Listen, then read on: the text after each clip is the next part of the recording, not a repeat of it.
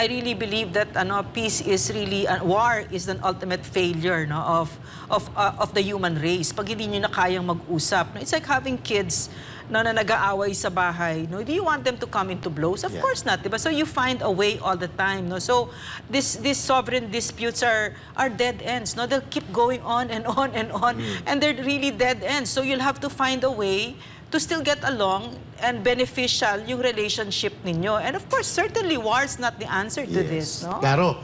Next week, pupunta natin yan sapagkat ito pa, may panawagan ang dating kaalyado at naging bahagi po ng pamumuno ng Duterte government ni Pangulong Duterte, si former Congressman Jing Paras, tungkol po sa parabagang sa mga mahalagang usapin ng bansa, naiiwan na lang ang former president. At ang iilan na lang nakikita mo na naninindigan ng matapang at matatag para pumuna sa kalabisan at abuso na nagaganap sa ilalim ng kasalukuyang administrasyon. Pakinggan natin itong sentimento na ito. I can only borrow one word for them. Mga traidor. Kasi itong mga taong ito, sobrang nakinabang. Mga secretary, mga high officials from the legislative department, mga officials from the executive department,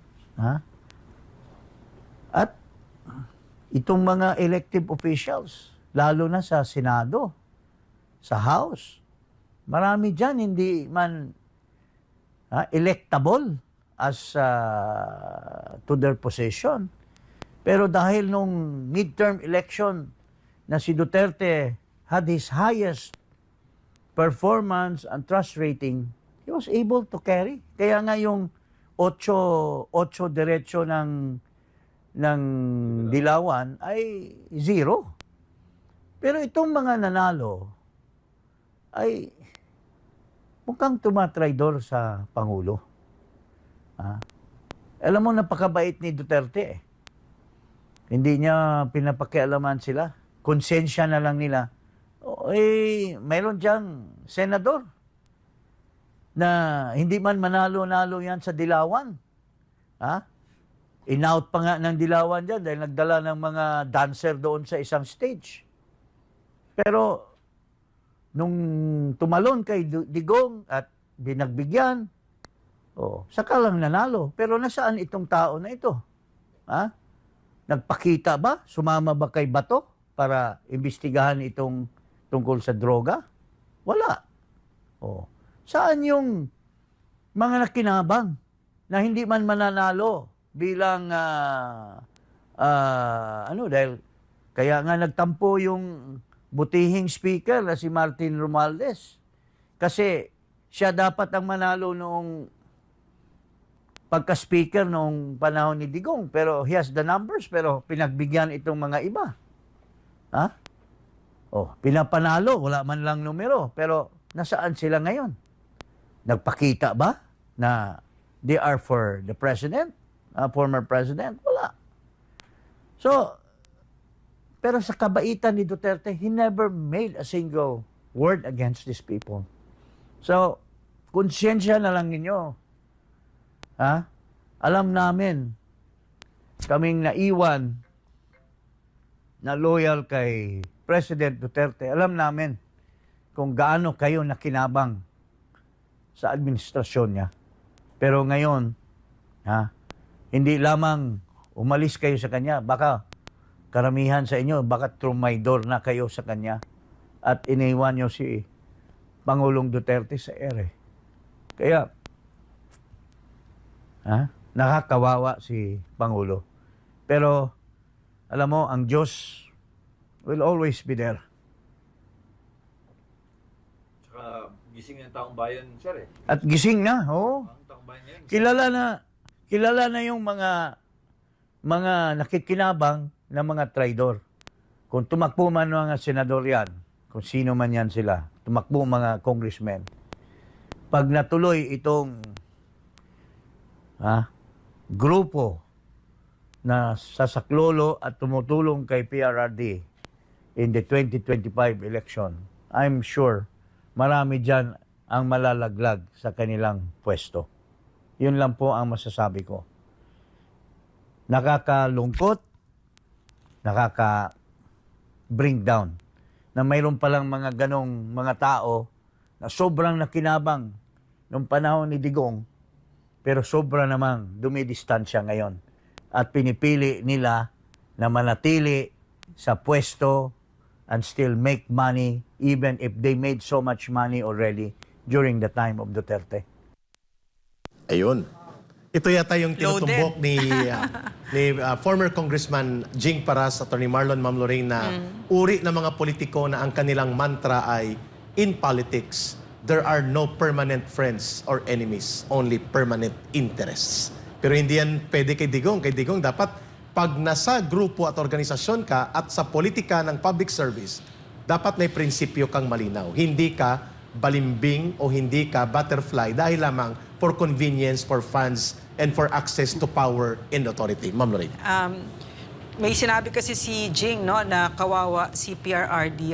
I disagree, no. Although no, to be very clear, si Congressman Jing Paras said things and spoke of things that I didn't allow myself to think or even feel, because it hurt too much to see how those who used to be there with the president turned their backs on him, no? But that's politics, no?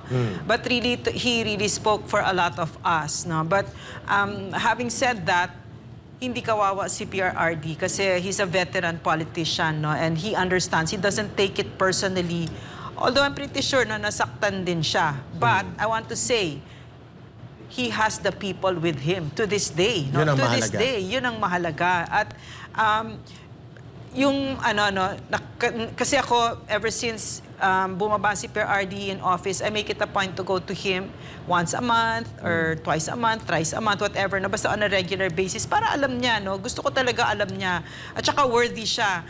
It's not just, kasi he still continues to fight for the people, no? So, but there's so many things that that Jing said na this kind of politics is just so rotten and it's gutter na nagtatraidor na, no, na kasi si PRRD naman, hindi naman niya, wala naman siyang dinidemand, wala siyang hinihingi. Hinihingi lang niya na lumaban tayo para sa bayan. Pag sinasalig na yung konstitusyon, doon ka naman, di ba? Humarap ka naman dyan.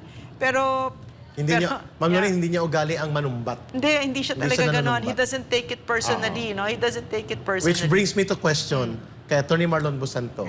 Kasi ang konteksto ng pagpapahayag ng sentimiento sa loobin ni Attorney Jing Paras ay dahil mag-isa na iniwan sa ere si Senator Bato de la Rosa sa napakahalagang Senate investigation that require the support of other senators na nakinabang sa endorsement at influence, political influence ni Rodrigo Duterte during that time na sila ay nangangampanya at humihingi ng tulong niya. I think yun ang konteksto ng take-off niya, including ang malalaking issue na inarap at pinamunuan ni Pangulong Duterte on the issue na kinu-question ang abuso na nangyayari sa ilalim ng gobyernong Marcos. Attorney Busantog, would you like to react doon sa sentimento na yun? You cannot expect a principled stand from people without principle. Yes. You Tama. cannot expect courage to look at national issues from people who are without courage. Yes. Tama. Kaya pag sinasabihan natin na bakit wala sila, wala talaga. Kasi wala naman talaga Di silang mo prinsipyo. mapipiga yun. Yeah. Claro. Madaling sabihin nila na my loyalty is for my country at hindi kay PRRD. But so much, so much. Hirap talaga, hindi magsalita pala ng sa national bawal. TV. Vlog Hindi naman to vlog naman to, so pwede naman So much BS. Yeah. So much bullshit talaga. Yeah, Kasi so para much tayong mga bullshit. bata na nag-uusap dito. Kung ayaw mo. But for me kasi, the fact that there is a barren number of senators during the hearing ng Tama. PDLX, no, Claro. would show how important this issue to you and how important this issue to the country. You think that this issue is not important enough for you to deign your presence, to condescend your presence during the meeting. Why? Yeah. So, yan yung pag-usapan natin. So, si Bato trying to be to straddle the fence para naman fair ang investigation kasi that's in aid of legislation .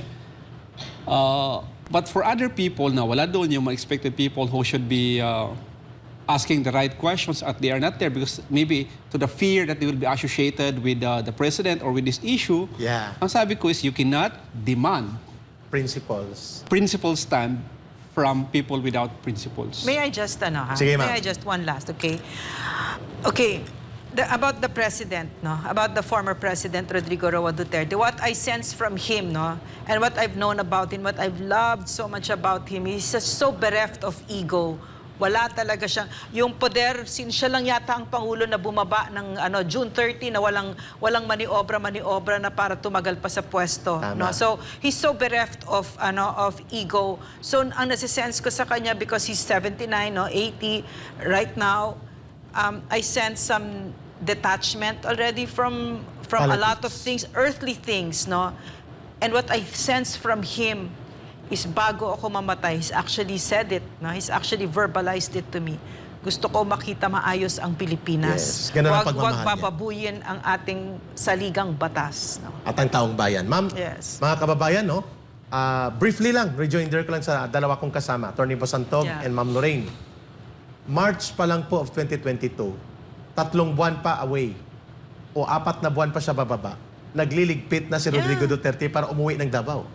No any hint na mananatili siya sa poder. And Eric, Di ba, ma'am? and Eric, Klaro yun. when he, people would ask favors from him to appoint me here and there, he would say, I'm over. Tapos na ako. Midnight appointment Yes, na yan, no sabi more. niya. Oh. Wala na ako. I'm sorry. And- That was March, April, no? Hindi One na of siya. that, ma'am, is ang kanyang isa sa matalik na kaibigan at tumindig sa kanya bilang general sa Philippine National Police, hindi niya inappoint as chief of the PNP. Mahal niya ito.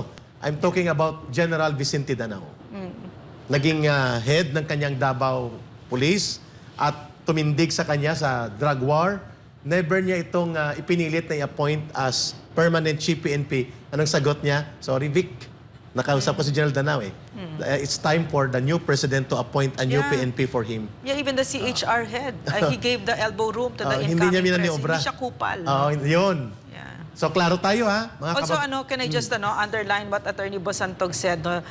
What I like about this dark chapter in our country's history is it showed us very clearly, no? Ang dami palang pera-pera lang. Ang dami pala, these people that we thought were principled and had some strength of character, hindi pala, palabas lang pala Palabas yun. lang. Meron pala silang mga presyo. Napakarami pala nitong mga walang hiyang mga ito. May presyo pala kayo. Correct. Puro pala kayo forma-forma lang dyan. Pero pagdating pala sa bayan, may presyo pala kayo. Ang dami ninyong forma. Correct. No? Tama ka, Atty. Kaya na Bosantog. maganda, mahalaga yon. Oo. At saka nakita natin, no, napakarami dito na wala palang mga prinsipyo, wala palang mga strength of character, at nakita natin maliwanag sino yung mga walang totoong pagmamahal sa bayan. Yung kongreso na yan, sarado nyo na yan.